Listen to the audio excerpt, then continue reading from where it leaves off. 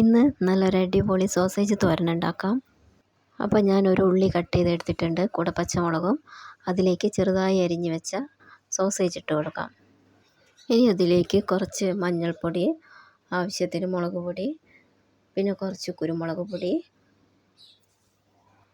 പിന്നെ കുറച്ച് ചിക്കൻ മസാലയും, പിന്നെ ഒരിത്തിരി പെരുംജീരകത്തിൻ്റെ പൊടിയും കൂടി ഇട്ട് കൊടുക്കുന്നുണ്ട്.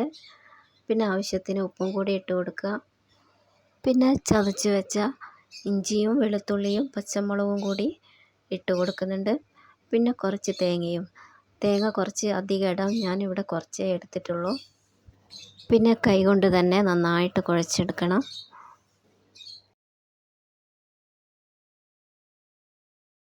ഇനി ചൂടായ എണ്ണയിലേക്ക് സോസേജ് ഇട്ട് കൊടുക്കാം. എന്നിട്ട് നന്നായിട്ടൊന്ന് ഡ്രൈ ആക്കി എടുക്കണം. നല്ലപോലെ ഡ്രൈ ആവണം, എന്നാലേ അതിന് രുചി ഉണ്ടാവും. എൻ്റെ വീഡിയോ ആരെങ്കിലും ആദ്യമായിട്ട് കാണുന്നുണ്ടെങ്കിൽ ഒന്ന് സബ്സ്ക്രൈബ് ചെയ്യണം. കുറച്ച് കറിവേപ്പില കൂടി ഇട്ട് കൊടുത്തിട്ട് ഒന്ന് നന്നായിട്ടൊന്ന് ഡ്രൈ ആക്കി എടുക്കുക. അതിൻ്റെ നിറം മാറുന്നത് വരെ ഒന്ന് നല്ലോണം ഡ്രൈ ആക്കി എടുക്കണം. മൂടി വെക്കേണ്ട ആവശ്യമൊന്നുമില്ല, തുറന്നിട്ട് തന്നെ വേവിക്കാം. അപ്പോൾ നമ്മുടെ സോസേജ് തോരൻ ഇതാ റെഡിയായി വരുന്നുണ്ട്. നല്ല രുചിയാണ്. സോസേജ് ഇഷ്ടമുള്ളവർക്ക് ഇങ്ങനെ ഒന്ന് ചെയ്ത് നോക്കാം.